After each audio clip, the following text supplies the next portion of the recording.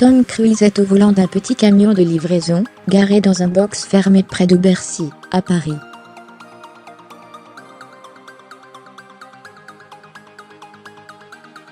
Soudain, sans prévenir, il démarre, pulvérisant la porte du garage, envoyant valdinguer les gros bras qui constituent son chargement.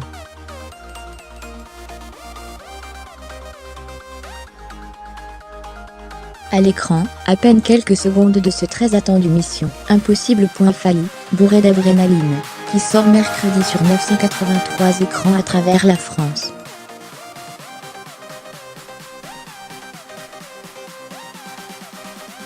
Dans le monde réel, cette toute petite scène d'action a nécessité un jour de travail.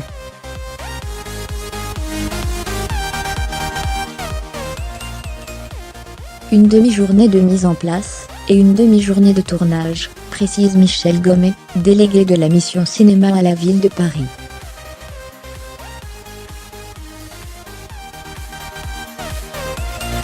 Il nous a révélé quelques-uns des secrets de tournage du film dans la capitale. 36 jours de tournage dans la ville lumière.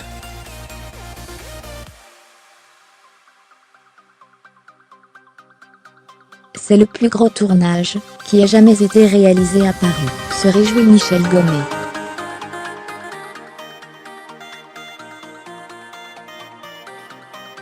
S'il a duré d'avril à mai 2017, soit un tiers du temps de tournage total du film, les premiers contacts ont été pris dès juin 2016, souligne ce responsable, dont la mission consiste à faciliter les conditions de tournage et obtenir toutes les autorisations nécessaires.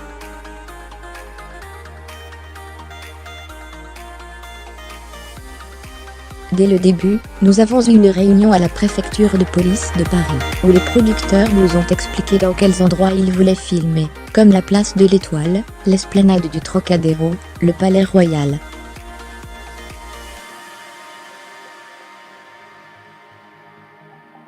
Nous avons pu accéder à toutes leurs demandes. Des feux rouges démontés. Notre rôle consiste à rendre possible et autoriser ce que nous réclament les producteurs, résume Michel Gommet.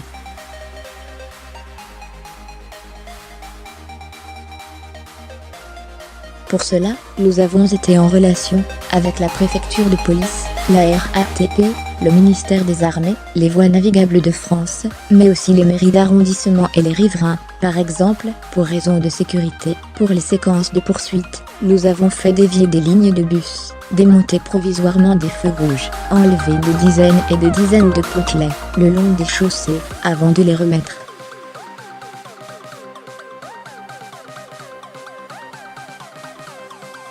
Fermez les guillemets, une sécurité absolue. Les cascades ne sont pas de notre ressort, ce sont des professionnels du cinéma qui s'en occupent.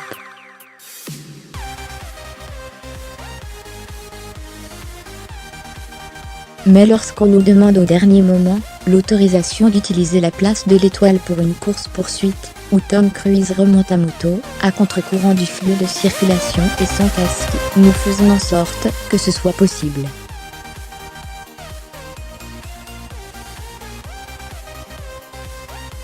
Pour cela, le tournage a eu lieu tôt, dès 6 h du matin, et 240 personnes bouclaient tous les accès à la place.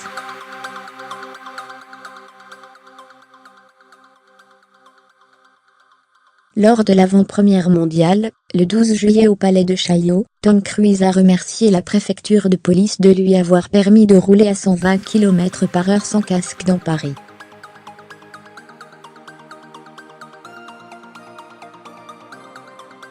Les rues où ces scènes ont été tournées étaient neutralisées, relativise Michel Gommet.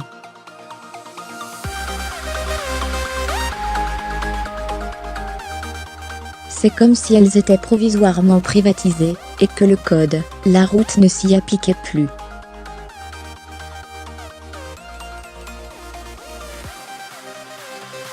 C'est bien Tom Cruise sur la moto, il prend des risques, mais il n'a pas bénéficié de passe-droit, et il ne risquait pas d'amende.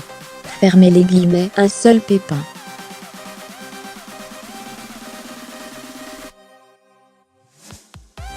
Malgré toutes les cascades filmées à Paris, tout s'est absolument bien passé.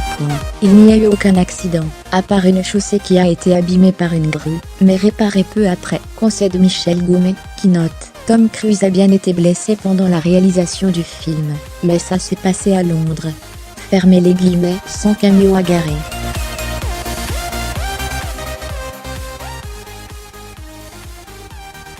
Une course-poursuite d'anthologie à travers les rues de Paris. Un hélico qui décolle depuis la plateforme du ministère des Finances à Bercy. Des scènes de fusillade en plein Paris, facile d'obtenir les autorisations.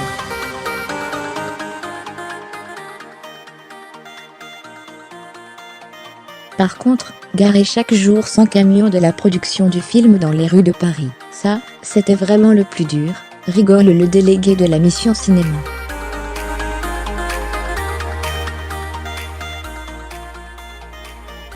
« 25 millions d'euros de dépenses en France. » Selon le Centre national du cinéma, CNC, qui y voit le succès du crédit d'impôt international, dont le but est de rendre la France plus attractive pour les réalisateurs de films. Ce sont au minimum 25 millions d'euros de dépenses qui ont été effectuées en France, tandis que jusqu'à 5000 techniciens français ont été employés à un moment ou un autre.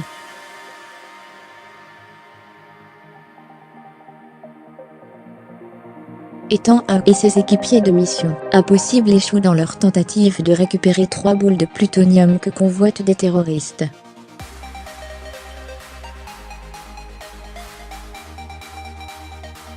Pire, la CIA leur adjoint un de ses membres, chargé d'éviter tout nouvel échec, et de les marquer à la culotte.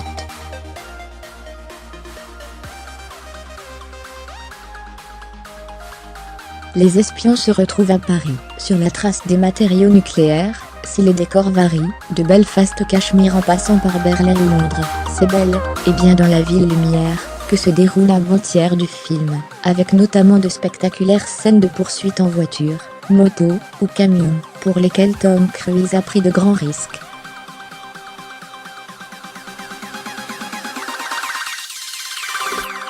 Le résultat à l'écran n'en est que plus époustouflant, faisant de ce 6e volet de la saga, l'un des meilleurs, et sans doute aussi le plus violent.